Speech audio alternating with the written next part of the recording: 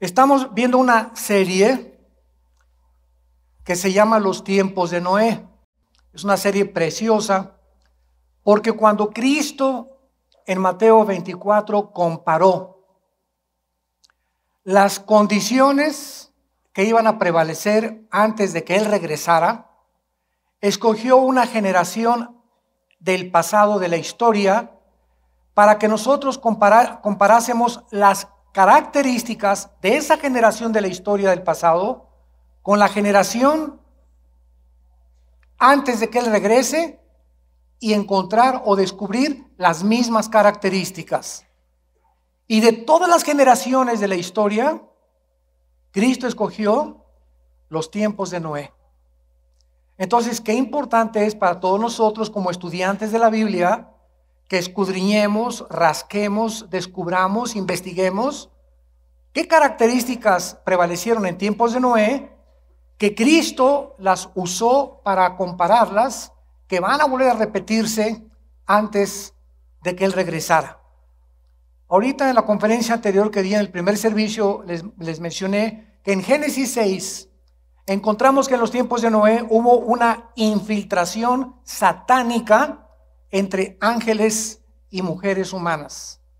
¿Qué sucedió en tiempos de Noé? Los ángeles caídos, desde luego, de alguna forma pervirtieron la genética humana. No es que hayan tenido relaciones sexuales. Cuando estudiamos el Nuevo Testamento encontramos el endemoniado Gadareno, que dice la Biblia que tenía 6,000 demonios y los tenía y le estaban manejando las neuronas del cerebro, estaban manejándole las cuerdas vocales, le manejaban la retina de los ojos y los nervios ópticos de los ojos, le manejaban y le controlaban los músculos, dándole una fuerza sobrenatural. Entonces la Biblia nos descubre que en el mundo espiritual, el mundo de los demonios y de los ángeles caídos, desde luego a Satanás como su jefe, tienen mucho más conocimiento que los neurólogos, que los científicos y los genetistas del siglo XXI. Porque no fue hasta 1860 cuando Gregorio Mendel descubrió las primeras leyes de la herencia. En 1954, muchos años después, en el siglo pasado, el doctor Crick, norteamericano, comienza a investigar el código genético hereditario, que se titula el A, o se simplifica con las letras ADN, ácido desoxirribonucleico. Entonces, apenas hace unos 40, 50 años, los genetistas y los científicos han tratado de meterse a nuestras células. Tenemos más de 300 millones de células en el cuerpo cada ser humano, y en cada una de nuestras células, en cada célula que tú tienes y que yo tengo, se encuentra un software, se encuentra un disco, se encuentra información codificada que se contiene en cada célula y que tiene la información para reproducirte a ti y reproducirme a mí. En cada célula de mi cuerpo está la información de mi altura, mi pelo, color de ojos, color de piel, ahí vienen las maldiciones del pasado, vienen bendiciones espirituales también en el código genético que tenemos todos nosotros, vienen herencias físicas de mi padre, el lunar de mi mamá, las narices de albóndiga de mi abuelo, etcétera, etcétera. Impresionante que en cada minúscula de nuestras células se encuentre tanta información. Increíble. Entonces, esta información estamos comenzando los seres humanos a comenzar a descubrirla, a tratar de descifrar este famoso código genético que hemos heredado todos los seres humanos. Pues el mundo espiritual ya los conocía. Entonces, de alguna forma, los ángeles pervirtieron la genética, de alguna forma se metieron a los genes de las mujeres y produjeron monstruos de casi 4 metros de altura, con 12 dedos en las manos y 12 dedos en los pies, llamados en Génesis 6:4 los Nepilim, que se tradujo gigantes. y que hasta 2 de Samuel capítulo 21, David fue el que acabó con los gigantes. O sea, los gigantes vivieron antes del diluvio y después del diluvio. ¿Cómo es posible que sobrevivieron? Porque los gigantes no tienen alma. Entonces ellos pudieron sobrevivir porque el diluvio mató, acabó con toda persona que tenía aliento en la nariz, tanto de animales como de seres humanos. Los gigantes, hay un pasaje en Isaías donde dice que no van a resucitar. Ellos eran una mezcla genética, una perversión híbrida que los demonios trataron de hacer. ¿Con qué propósito? Impedir que la semilla prometida en Génesis 3:15 naciera, que es el Mesías. Fue el primer ataque a la genética humana para impedir que el Mesías naciera. Después atacaron a los niños en tiempos de en tiempos del faraón. Moisés fue salvado por los papás, lo metieron en una canastita en el río Nilo y mataron el faraón a miles de niños. ¿Por qué? Porque tenía miedo el diablo que en alguno de ellos viniera el Mesías, sin saber que Moisés era el que Dios había escogido. Después, cuando Cristo iba a nacer, Herodes otra vez manda matar a los niños menores de 2 años. Entonces, no es coincidencia que todos estos dictadores del pasado, todos estos monstruos gobernantes, hayan tenido la misma idea: matar niños pequeños para impedir que naciera el Mesías. Ya de Cristo a nuestros días, Satanás ha cambiado su estrategia.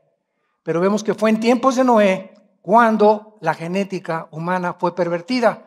Y va a ser antes de que Cristo regrese. Qué interesante. Estamos uniendo cabos. Qué interesante que acabó el siglo XX con el proyecto del genoma humano.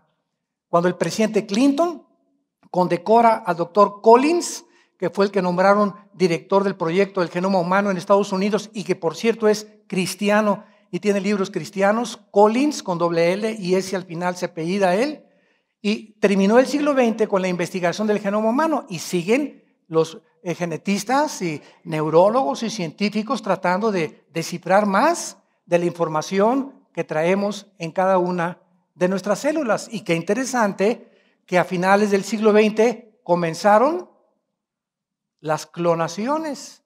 ¿Se acuerdan de la ovejita Dolly? ¿Qué pasó? Clonaron a una oveja, pero ya grande.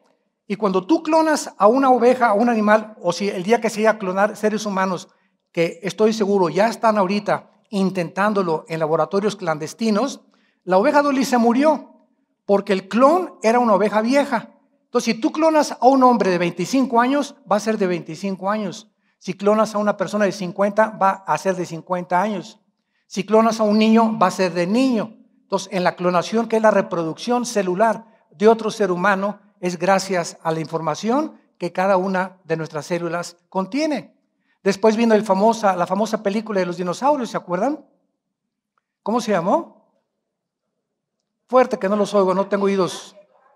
¿Perdón? Jurassic Park, exactamente. Esa película, acuérdense, fue la primera que comenzó a encontrar una célula y clonar un dinosaurio y comenzaron a multiplicarse por ahí los dinosaurios. Pero como esa película a introducir precisamente que la clonación ya estaba en manos de los científicos humanos. Y qué interesante que todo esto sea en los últimos años y que sea exactamente lo que pasó en los tiempos de Noé, que no sucedió desde Noé hasta nuestros días. Satanás no volvió a pervertir la genética y lo volverá a hacer, de acuerdo a la Biblia, antes de que Cristo venga.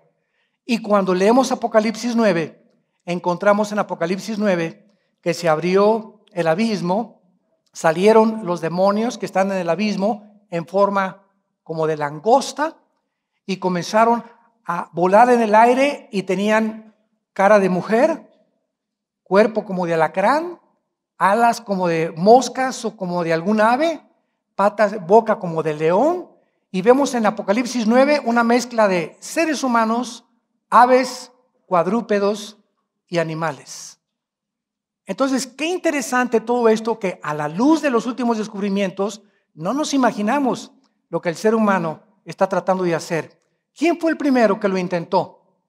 Adolfo Hitler, con Engelmann, su doctor famoso, ¿verdad? comenzaron a tratar de hacer experimentos con las mujeres embarazadas y comenzaron a tratar de hacer experimentos, tratar de clonar precisamente cuando no tenían el conocimiento que tenemos nosotros.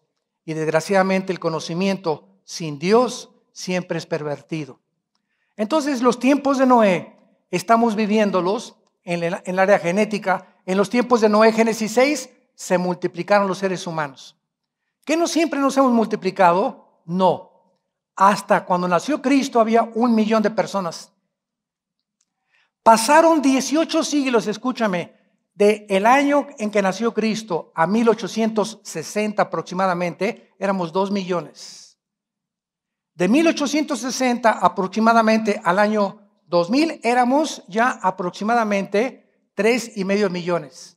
De 1920-40 a los 60 éramos casi 5 millones. Ahorita estamos cerca de los 7,000 millones de seres humanos. Nunca nos habíamos multiplicado con tal fuerza como en los últimos 50-40 años. Es otra característica que refleja los tiempos de Noé. Y los tiempos de Noé fueron los tiempos de más violencia, de más secuestros, de más crímenes y de más inmoralidad. Y en la Biblia, la inmoralidad es, de acuerdo al Espíritu Santo, el veneno más grande que impide que la raza humana alcance y llegue a las metas de Dios. Si en tu vida no hay una limpieza moral, escúchame con mucha atención.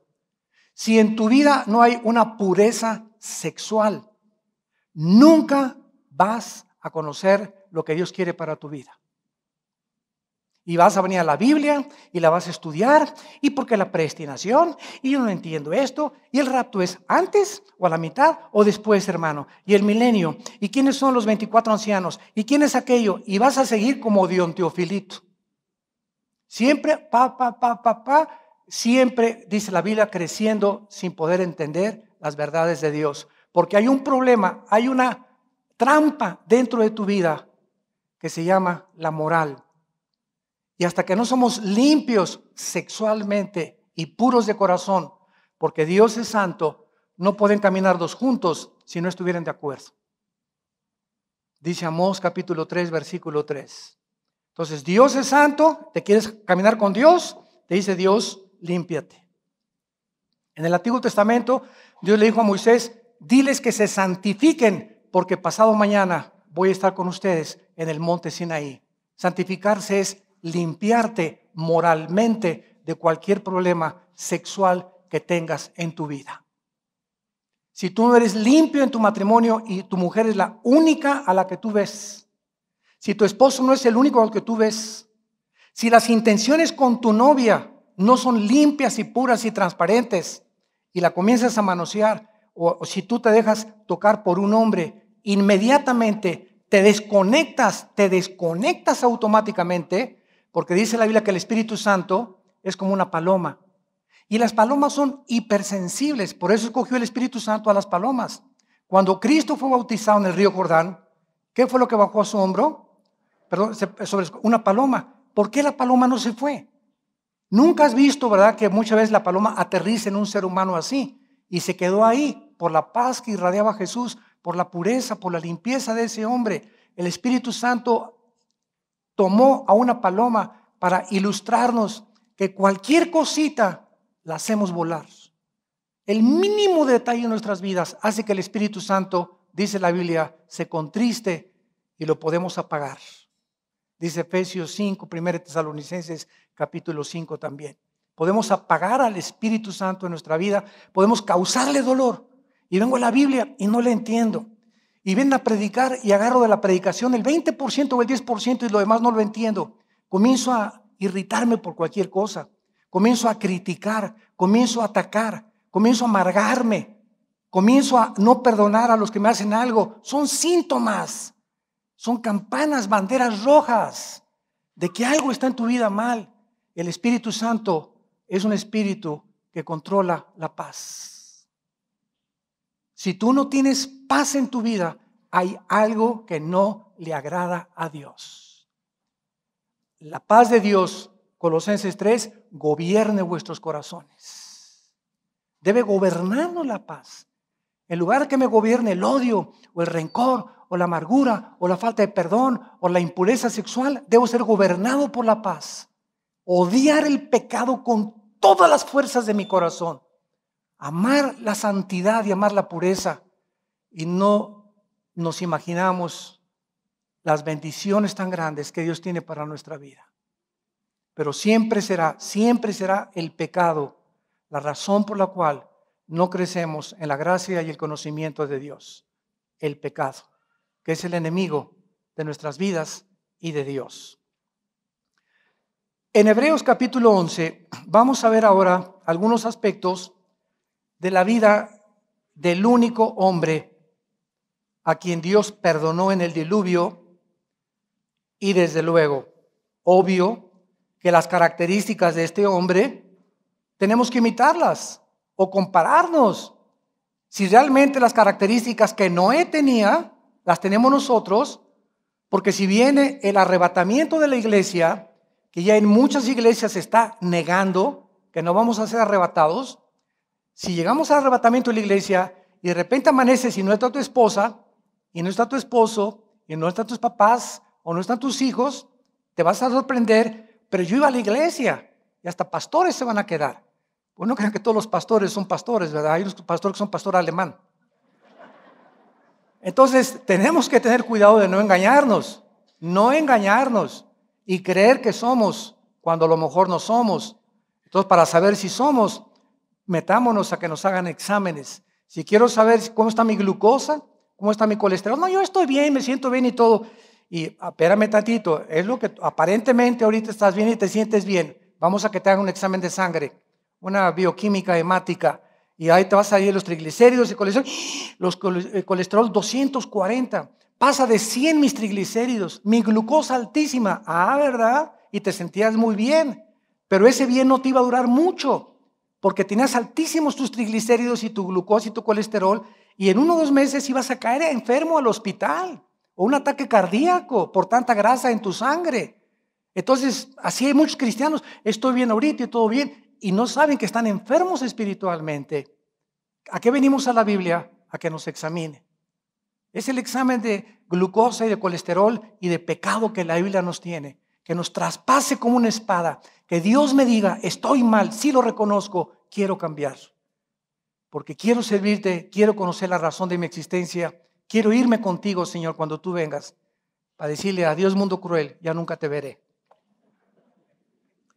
Muy bien, vamos aquí en Hebreos 11 a ver con mucho detalle en el versículo 7 lo que dice de Noé. Es el único versículo que se menciona aquí de las características de Noé, el cual contiene una riqueza tremenda en conocimiento que vamos a descubrir.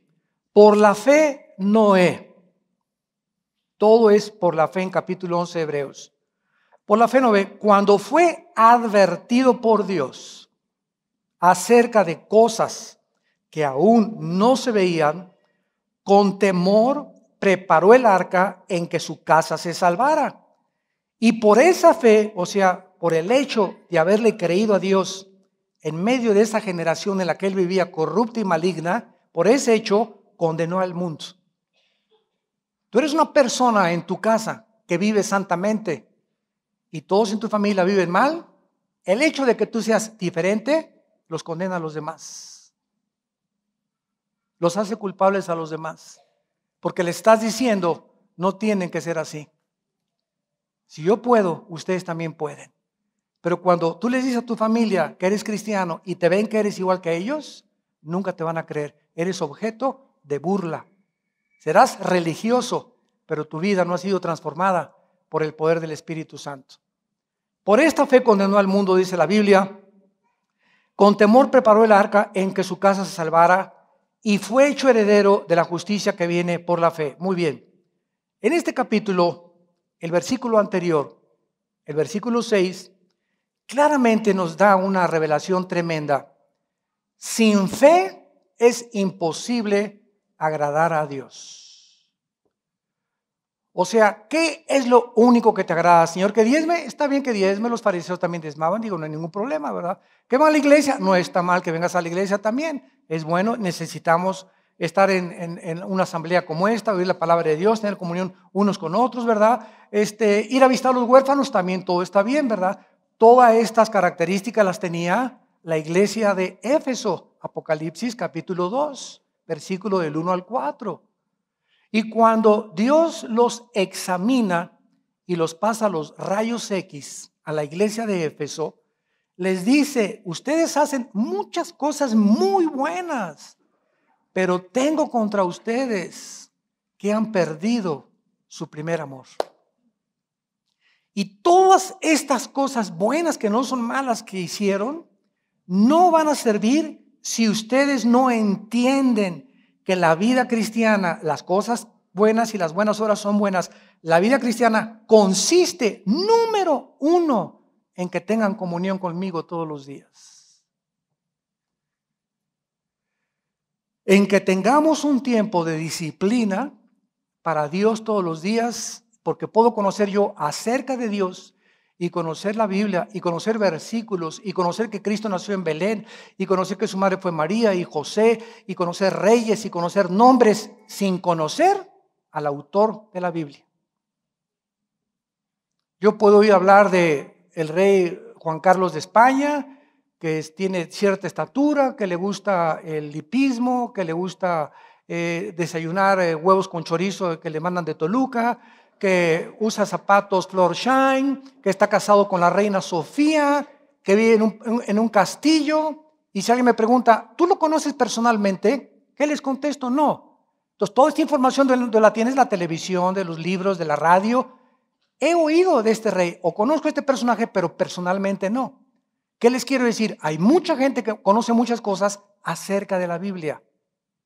Todas las sectas conocen, testigos de Jehová, mormones, unitarismo, adventistas, conocen muchas cosas de la Biblia, pero no tienen comunión con el autor de la Biblia. Hay una grande diferencia en esto. Y si tú no tienes una comunión con Dios, has perdido tu primer amor. Si tú no amas a Dios con todo tu corazón y con todas tus fuerzas y con toda tu alma, tu cristianismo es mera religión, de la que tienen millones de personas, sin conocer al Dios de la Biblia. Y cuando conoces al Dios de la Biblia, escucha con tus oídos, cuando conoces al Dios de la Biblia personalmente, lo primero que descubres es que es un Dios santo, santo, santo. Este conocimiento te llena de un temor positivo en el que comienzas a odiar todo aquello que Dios odia. Comienzas a rechazar de tu vida todo aquello que Dios dice que rechaces. Comienzas a entender que sin esa pureza y sin esa santidad no puedes caminar de la mano con Dios. Estás caminando con una religión, pero no caminas de la mano con Dios, porque no pueden andar dos juntos si no estuvieran de acuerdo. Amós 3, versículo 3. Entonces, el Dios de la Biblia es un Dios santo, santo, santo. Y el Espíritu Santo es Espíritu Santo. Y si yo no vivo en santidad, no puede el Espíritu Santo revelarme los secretos de la Biblia, los secretos de la vida. No tengo esperanzas, no tengo respuestas para las preguntas de mi maestro y de mis hijos y de mi cuñado y de mi cuñada y de mis papás y mis familiares que me preguntan en las fiestas, en la escuela, en la universidad. No tengo respuestas y me come el mundo, me comen las filosofías del mundo. ¿Por qué? Porque no estoy lleno del Espíritu Santo. Y tenemos que hablar conforme a Dios, a la palabra de Dios, a lo que está escrito. Vemos pues que la fe, ¿verdad? Sin esta fe es imposible agradar a Dios. ¿Y qué es la vida cristiana? 1 Timoteo 6, la batalla. ¿De qué? De la fe. La vida cristiana es una guerra. Es una guerra de la fe. ¿Qué significa esto? Vamos a buscar lo opuesto. La batalla contra la incredulidad. ¿Qué es lo opuesto a la fe? La incredulidad. O sea, toda mi vida, desde que me levanto, voy a oír la voz. ¿De veras ha Dios dicho eso? ¿Con que Dios dijo eso? Fue el primer ataque a Eva desde el huerto del Edén. El primer ataque del Satanás contra el ser humano no es cierto lo que dice la Biblia. Y va a venir de tu cuñado, de tu cuñada, de la revista, este comentario, esta película. Estamos atacados. Es una guerra contra la incredulidad. Es la batalla de la fe. ¿Y qué es la fe? Creer lo que Dios ha dicho. ¿Y cómo demuestro que he creído? Vamos a ver, este es nuestro estudio. Veamos en primer lugar, que dice la Biblia, que Noé, en primer lugar, fue advertido por Dios. Esta fue la base y el fundamento de su fe. Dios le dijo a Noé, va a llover y se va a acabar la raza humana y solamente tu esposa, tus 3 hijos y tus 3 nueras van a ser salvadas. 8 personas, nada más, en el mundo antiguo son las que sobrevivieron. Y de los 3 hijos de Noé, Sem, Cam y Jafet, se pobló la tierra. Todos aquí y en el mundo entero descendemos de 3 líneas de los hijos de Noé. Los jafetitas poblaron Europa, se llaman los anglosajones. Del grupo semítico poblaron el Medio Oriente y el Asia. Y de Cam, los camitas poblaron todo lo que es la región africana. Entonces, todos nosotros, ¿verdad?, venimos de los 3 hijos de Noé, los blancos, los negros y los amarillos. ¿Que por qué unos negros? Bueno, digo, si tú vas a Acapulco, hay una sustancia en la piel que se llama melanina. Entonces, yo me acuerdo en Acapulco, nosotros nos crecimos en Acapulco, nos desarrollamos en Acapulco. Desde que tenía yo 1 año y medio, mi papá llegó a Acapulco, era ingeniero, él hizo la plaza de todos los Caletilla de Acapulco y las carreteras y todo. Y desde chiquito fuimos a la playa. Y de niño a mí me decían el zapote prieto. Porque estaba pero moreno hasta casi los 10, 12 años de edad. O sea, mi naturaleza no es morena. Mi mamá era muy blanca, mi papá también, pero tanto tiempo en el sol y tanto tiempo me volví moreno. Y si hubiera sido ahí, hasta prieto me pongo, ¿verdad? Y no estoy hablando mal de los prietos ni de los morenos, desde luego, ¿verdad? Entonces, pasó el tiempo, ¿verdad? Y a los 13, 14, 15 años de edad, volví a recobrar mi color, blanco otra vez. Entonces, ¿por qué los negros son negros? Porque tienen cientos de años en una región donde el sol pega bien fuerte, compadre. Por eso. Entonces no son otra raza, somos una sola raza. Cuidado de decir raza negra, raza amarilla, raza blanca. No somos 3 razas, somos una sola raza dividida en 3 grupos humanos nada más. Pero todos tenemos sangre humana, no de chita, ni de chango, ni de jirafa, ni de león. Es sangre humana. Y si tu maestro te dice que venimos del chango, dile que cuando se enferme, que le hagan una transfusión de chita. Para demostrarle genéticamente que está muy equivocado. Muy bien, entonces Noé es advertido, Noé va a llover, va a caer un diluvio. Fíjense ustedes, viene una orden del cielo, va a llover, viene el diluvio, todo se va a acabar. Y Noé pudo haber dicho esto, voltear a la televisión, al cine, nunca ha llovido. Hasta ese momento jamás había llovido en la tierra. Oye, Señor, pero no ha llovido. Y el mar está como a 300 kilómetros de distancia. ¿De dónde inventó que va a llover y que yo haga una barca? Sin embargo, Noé no miró lo que se ve. No trató de razonar con Dios. Simplemente cuando Dios le dijo, viene un juicio contra ustedes, él entonces, por el temor de Dios que vamos a ver, comenzó a seguir las instrucciones de Dios y a construir el arca donde él y su casa se pudieron salvar.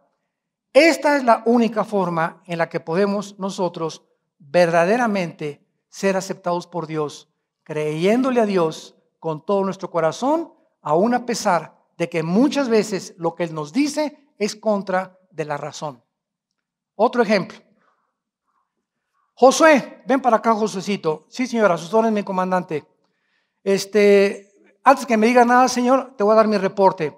Ya están todos los soldados, tenemos las ballestas, tenemos los arcos. Jericó es una ciudad en la que vamos a atacarla con todo, señor, y tú nos vas a ayudar. Espérame tantito, Josué. No es por ahí.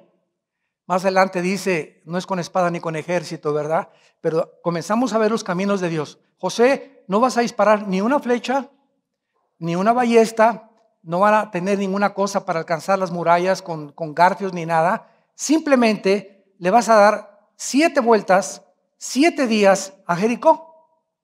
Ah, sí, ¿verdad, señores? Para estudiar su estrategia y todo, ¿verdad? Y a la 7ª vuelta van a tocar las trompetas, los sacerdotes que van delante, y déjame a mí hacer lo demás. Imaginen ustedes a Josué en la 4ª vuelta. Ya le dimos una vuelta a Jericó, ya le dimos la otra vuelta a Jericó y desde arriba. Y estos ya les calentó el sol, tan locos. O los soldados de Josué, oye, ¿qué le pasa a nuestro comandante? Vueltas y vueltas, ¿qué es eso? Vamos a atacarlos ya. No, nadie dispare nada. Seguimos dando vueltas cada día durante 7 días. Y al llegar los 7 días, al sonar las trompetas, ¿qué es lo que significa la palabra de Dios? Se derrumbaron las murallas sin que ellos hayan disparado una sola flecha. ¿Qué es el mensaje que Dios le estaba dando a Josué? Jericó era la primera ciudad. En Canaán había 7 ciudades, que era la primera que tenían que enfrentar. O sea, si ustedes me obedecen, no hay enemigo que te pueda hacer frente. Si me obedeces y crees a mi palabra. Y así como cayó Jericó, por mi poder, les doy la victoria sobre todos sus enemigos. Ustedes simplemente caminen por fe. Créanmelo, no razones conmigo, obedéceme. Es la palabra de Dios. Oye, Señor, que tú me mandas que Chencho no me ponga las manos y nos queremos, Señor. Y me dijo que tuviéramos relaciones antes de casarnos para probarnos. ¿Qué dice la palabra de Dios? Huyan de la fornicación. Yo no razono con Dios. Quítame las manos, Chencho, porque te vuelo los dientes. Mi amor, demuéstrame que me amas y que es la forma que tú me lo tienes que demostrar. No te tengo que mostrar nada, cara de nopal. ¿Por qué? Porque yo amo a Dios y aunque yo no lo entiendo, lo amo. Maridos, amen a sus mujeres, respétenla, hónrala y cuidado con una relación equivocada con tu esposa, porque de ahí vienen las bendiciones o las maldiciones. Que mi trabajo no está bien, ore por mí para que trabaje, Señor. Le pregunto a Chencho, ¿y cómo está tu relación con tu esposa? Ay, esa vieja, si me diera Dios otra, podría yo ser más santo. No voy a orar por ti. Porque la razón que no prosperes, la razón que no tengas paz, la razón que no avances es porque tienes un impedimento en tu casa. Maridos, amen a su esposa como Cristo amó a la iglesia y se sacrificó por ella. Hasta que tú no hagas eso, dice Dios, no me pidas nada. Otros vienen con la panza de Santa Claus. Ore por mí, hermano, para que pueda ser sanado. Espérame tantito, baja 10 kilos y oro por ti. ¿Por qué? Porque eres un irresponsable. Dios, ¿de qué me dice que pongas las manos sobre la panza que tienes que parece un púlpito integrado lo que traes ahí? Y vas a regresar a lo mismo. O sea, saliendo de aquí oro por ti, te fuiste a los tamales ahorita, en la noche sigue con la pizza. Dios no es el genio de la lámpara de Aladino. Dios nos da un cuerpo que es el templo del Espíritu Santo y nos hace responsables a nosotros del mantenimiento de este cuerpo. Yo le doy un carro a mi hijo y le digo cada 5,000 kilómetros le cambias el aceite, la afinación, es tu responsabilidad. Ahora, ahí está tu carro. Papá, que está el carro ya desvilándose porque no le eché aceite, tú lo vas a pagar porque es tu responsabilidad. Yo ya no te pago la desvielada del carro porque tú debiste haber cuidado tu coche. Fue tu responsabilidad. Y así está la gente en las campañas de sanidad. Vienen cientos de campañas de sanidad, miles de personas violando las leyes de Dios y esperando un milagro de Dios, buscando a Dios a la marucha, instantáneamente, que Dios me resuelva ahorita todo mi problema. Dios no es un Dios mágico como el genio de la lámpara de Aladino. Entonces dice aquí en 1 Tesalonicenses capítulo 5, que cuando Él fue advertido, nos preguntamos nosotros lo mismo. ¿Acaso nosotros no hemos sido también advertidos que viene Cristo? Pero no lo hemos visto. ¿O sí? ¿O hay señas que viene? Hay más señas que en los tiempos de Noé. Porque en los tiempos de Noé, de repente, hasta que se metieron al arca, Génesis 6, 7 y 8, hasta que entraron en el arca, comenzaron las gotas a caer del cielo. Y la gente comenzó a voltearse unos a otros. El predicador tenía razón. Noé tenía razón. ábrenos, Noé, ábrenos las puertas. Se asomó Noé, me imagino, desde la ventana. Sorry, yo no cerré la puerta, la cerró Dios. Qué lindo dice la Biblia que la puerta del arca la cerró Dios. No la cerró Noé, porque el Dios es el que cierra y el que abre. Y cuando Dios cierra, nadie entra. Dice en Hebreos que Esaú, que quiso vender su primogenitura por un plato de lentejas, cuando quiso arrepentirse, ya no pudo, aunque lloró y chilló y pidió clemencia. Se acabó. No es cuando tú quieres, es cuando oigas su palabra, no te endurezcas. No es cuando querramos. No me voy a arrepentir cuando vaya en la ambulancia. Señor, perdona mis pecados en el nombre de Jesucristo. Ahora sí creo en ti, Señor Jesús, ¿verdad? Y mientras dilapidaste tu vida y viviste como el hijo pródigo, ¿tú crees que te da la oportunidad Dios antes de morir de arrepentirte? Te equivocas. El arrepentimiento, dice los libros de los Hechos, es un don de Dios. Por eso dice, cuando oigas su voz, no te endurezcas, porque no siempre la vamos a oír. Ahorita la están oyendo todos ustedes a través de la Biblia. Y es cuando Dios nos habla, cuando trata con nuestras vidas interiores y cuando tenemos que recapacitar. Caray, me está tocando esta fibra de mi alma, me está tocando Dios esto, tiene razón, no yo, en la Biblia. Y es cuando ahorita, antes de irte por esa puerta a tu casa y a bajar al estacionamiento y subirte a tu carro, antes de que salgas de aquí, arrepiéntete. Prométele a Dios que no vas a seguir en ese pecado que hoy el Espíritu Santo está señalando en tu corazón. Dice en 1 Tesalonicenses 5, versículo 4, mas vosotros, hermanos, no estamos en tinieblas, para que aquel día os sorprenda como ladrón, porque todos somos hijos de la luz, hijos del día, no somos de la noche ni de las tinieblas. Por tanto, no durmamos como los demás, sino velemos y seamos sobrios. Pues los que duermen, de noche duermen. Los que se embriagan, de noche se embriagan. Pero nosotros que somos del día, ¿verdad? Que tenemos ya la luz delante de nosotros, seamos sobrios, habiéndonos vestido con la coraza de fe y de amor y con la esperanza de salvación como yelmo, porque no nos ha puesto Dios para la ira. No tenemos por qué quedarnos cuando venga el diluvio otra vez, que ya no va a ser de agua, va a ser de fuego. Bombas atómicas explotando por todo el mundo, tsunamis, terremotos, meteoros, ya comenzaron a caer los meteoros poco a poco a este planeta. Se viene como ustedes no se imaginan. Dios no nos ha puesto para que suframos lo que el mundo va a sufrir en los próximos años, sino para alcanzar salvación por medio de Jesucristo, quien murió por nosotros, para que ya sea que velemos o que durmamos, vivamos juntamente con Él. Por lo cual anímense unos a otros y edifíquense unos a otros, así como lo hacen. Tampoco estamos en tinieblas. Ya Dios nos ha advertido, vengo pronto por ustedes. ¿Estás tú preparándote? ¿Has creído lo que dice el Señor?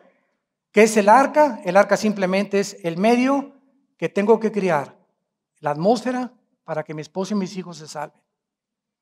Ya los que tienen 18, 20 años de edad que salieron del gallinero, ya esos hijos no somos responsables de ellos. Pero si tienes hijos menores de edad, están en el arca. Y dice 1 Corintios 7 que los hijos menores de edad son santificados, son cuidados y guardados con un solo Padre que sea santo. Que tu esposo es un ogro y tú eres santa, tus hijos están bajo el cuidado de Dios. Y en el arrebatamiento se van contigo. Pero si en un matrimonio ninguno funciona, los hijos quedan bajo maldición también. Y no le eches la culpa a Dios, la culpa la tienes tú por rechazar la palabra de Dios. Entonces, es importante que nosotros veamos que es la misma característica que fue en los tiempos de Noé. Dios nos ha advertido que viene. Regresamos a Hebreos y dice nuestro pasaje que Noé fue advertido de cosas que no se veían. Vimos que es precisamente una de las evidencias de la fe. Hebreos 11:1. La fe es la certeza. ¿Perdón?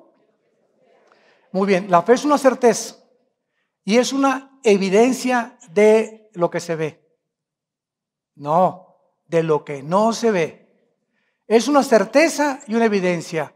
Una certeza de algo, escuchen esto, yo tengo que estar seguro, la fe es, yo estoy seguro de que algo viene a mi vida. Y estoy absolutamente confirmado, aunque eso que yo sé que va a venir a mi vida, ahorita no lo estoy viendo.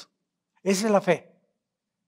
Ahora, la fe es la certeza de lo que viene. ¿Quién me da esta certeza? La Biblia. Dios nos ha advertido que viene, y vienen juicios tremendos contra el mundo. ¿Y quién me da la evidencia de que realmente lo que me dijo Dios es verdad? El Espíritu Santo. La fe es la certeza que me da la palabra de Dios de algo futuro que viene al mundo, y la evidencia me la da el Espíritu de Dios. Romanos 8, el Espíritu nos da testimonio dentro de nosotros de que somos hijos de Dios. Entonces tenemos la Biblia y tenemos al Espíritu Santo mucho más que Noé para poder vivir por fe. En tercer lugar, dice la Biblia que con temor Noé preparó el arca. La fe no solamente es creer las promesas de Dios, sino también es creer sus solemnes advertencias. Si voy con el doctor y me dice: Armando, si tú sigues emborrachándote, te va a dar cirrosis en el hígado, o si sigues tomando más de 4 o 5 tazas de café, vas a parecer frijol saltarín, o si sigues haciendo esto, sigues comiendo demasiadas grasas, te va a pasar esto, y yo sigo haciendo esas cosas. O sea, en ese momento yo ya no soy un ser humano pensante que estoy razonando y que amo mi cuerpo. Porque si me dicen: te vas a enfermar si haces esas cosas, o no saltes de aquí porque te vas a matar, y lo hago, estoy atentando contra mí. Entonces, si Dios nos dice: vengo pronto y vengo a juzgar al mundo, y yo no vivo en santidad, mentira que le creí a Dios. Porque no hay temor de Dios en mi corazón. ¿Qué es el temor de Dios? Los que quieran apuntarlo, es la conciencia continua de que Dios nos ve.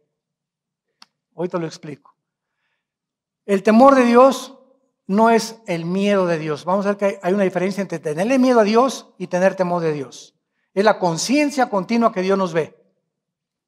Hace algunos años salimos mi esposa y yo, teníamos ahí a los chavos en la casa, y les digo: vamos al cine, pórtense bien. Cuando regresamos, los cojines desplumados, las camas deshechas, un verdadero mare magnum que pasó la casa, ¿no? Es lo que los castigamos. Y todo eso lo hicieron esos chamacos, ¿verdad? Porque al salir nosotros, se dieron cuenta que ya nadie los veía y que podían hacer lo que les daba la gana. La segunda vez que salimos, mi esposo y yo les dijimos a los niños: dejamos cámaras en la cocina, en la sala, y cuando regresemos vamos a ver la cinta para ver lo que hicieron. Cuando regresamos, parecían los niños pequeños: santo, santo, santo. La casa impecable, hasta los trastes de la cocina lavó mi hija, ¿no? ¿Qué fue lo que hizo el cambio en estos niños? Simplemente el sentirse observados. Si un ladrón de un banco sabe que hay cámaras de cine, no entra a robarse ese banco, porque lo van a ventanear la filmación de las cámaras. Cuando sabe que nadie lo ve, entonces él hace las cosas que no haría si lo sintiera observado. Ahora, cuando tú haces cosas diciendo: nadie me ve, y se te olvida que Dios nos está observando las 24 horas, dice Proverbios: porque los caminos del hombre están delante de Jehová, y Él aprueba sus caminos. Entonces, cuando tú haces cosas con tu novio, con tu novia, con tu amante, las tranzas en tu taller, las tranzas en tu negocio, las cosas que debes, todas las cosas malas que tú haces, ¿por qué las haces? Porque no crees que Dios te ve. Porque si creyeras, no las harías. No hay temor de Dios en tu corazón. Porque cuando hay temor de Dios en tu corazón, no haces las cosas que podrías hacer porque sabes que Él te ve. ¿Se acuerdan de José? Génesis 36 y 37. La leona de Zumpango del río, la esposa del guardián del palacio del rey, lo contrató a José para como un mozo en su casa. Y en aquel tiempo, ¿verdad? Pues se iban los reyes y se iban los príncipes a la guerra, Y por eso el personal que se quedaba en el palacio eran eunucos. Cuando Daniel llegó a Babilonia, el capitán de los eunucos, a Josué, lo castraron, perdón, a Daniel. Daniel fue castrado, y lo dice la palabra de Dios, porque no podían los sirvientes, ¿verdad?, parecer toros en brama cuando se iba el rey.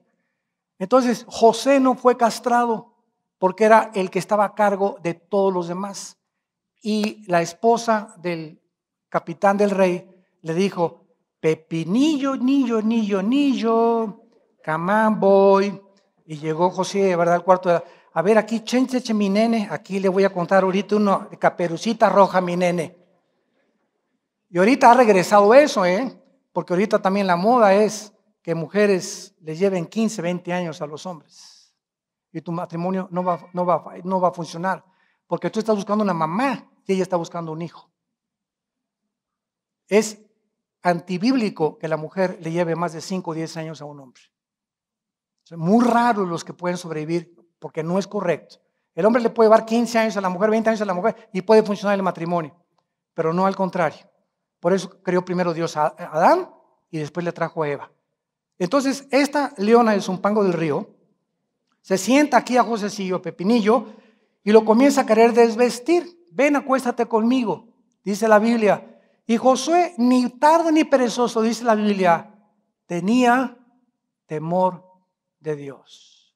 Nadie nos ve, ya despedimos a todos, nadie nos ve. Estamos en un hotel, ahorita puedo poner la pornografía porque mi esposa no me ve, estoy en un hotel yo solo, puedo poner canales pornográficos o rentar películas pornográficas porque nadie me ve. ¿Por qué las tienes? Porque no tienes temor de Dios. Y escúchame, el temor de Dios vivirá lleno de confianza el hombre, y el temor de Dios es el principio de la sabiduría. Esta es la razón por la cual te va como te va en la vida. Porque no tienes temor de Dios, haces cosas a escondidas, creyendo que Dios no existe. Así acabó Ezequiel capítulo 8 y capítulo 9. Cuando los sacerdotes hacían cosas, Dios no nos ve. Así acabaron, Dios no nos ve. Y Dios estaba viendo lo que tenían en sus pensamientos, una de pornografía que tenían los sacerdotes. Que vino el juicio contra ellos y comenzó Dios en el altar, dice la Biblia en Ezequiel 9, y comienza con mis sacerdotes que están al frente del altar, porque no tenían temor de Dios. ¿Tienes tú temor de Dios? ¿Amas a Dios con todo tu corazón? Dios te va a mostrar el futuro, vas a estar consciente, vas a tener paz, vas a vivir tranquilo, va a bendecir tu trabajo, va a bendecir tu matrimonio, va a bendecir a tus hijos, porque he venido para darles vida y para que la tengan en abundancia. Y finalmente dice Hebreos 11:7, con este temor preparó el arca en que su casa se salvara. ¿Para qué vivimos todos? Para la familia, ¿sí o no? ¿Para qué trabajas? Para la familia. ¿Para qué te graduaste? Para formar una familia. ¿Para qué quieres ganar dinero? Para que mi familia viva bien. Todos tenemos una familia, es el tesoro más grande que Dios nos ha dado, nuestra esposa y nuestros hijos. Ya nuestros padres ya no forman parte de nuestra familia. Mis tíos, mis cuñados no son mi familia son mi esposa y mis hijos, tu esposa y tus hijos, tu esposo y tus hijos. Esa es la familia. Los demás ya son familiares, pero ya no es la familia. La familia es esposo, un matrimonio con sus hijos. Y esta familia, yo soy responsable, los varones de ella, que se salven, mis hijos y mi esposa. Y yo tengo que preparar mi casa, librarla de cosas, de enemigos, de pornografía, de drogas, de que mis hijos les dé un buen ejemplo, que nos vean que mi esposo y yo nos amamos, que en la casa hay devocionales, que en la casa hay santidad, que yo tengo temor de Dios. Los hijos se dan cuenta, pero más que nadie son los mejores psicólogos que hay, nuestros hijos, de cómo somos verdaderamente. ¿Saben cuando andas en la calle cómo ves a las muchachas? Nuestros hijos tienen nuestros ojos puestos en nosotros. Y si no somos de esa manera, no podemos dar un testimonio ni condenar al mundo. Y esta es la razón por la cual los tiempos de Noé se acercan a nuestras vidas. Prepárate para encontrarte con tu Dios, porque el Señor viene pronto. Y el Señor dice, he aquí vengo pronto y mi galardón conmigo para recompensar a todos según su obra. Oremos.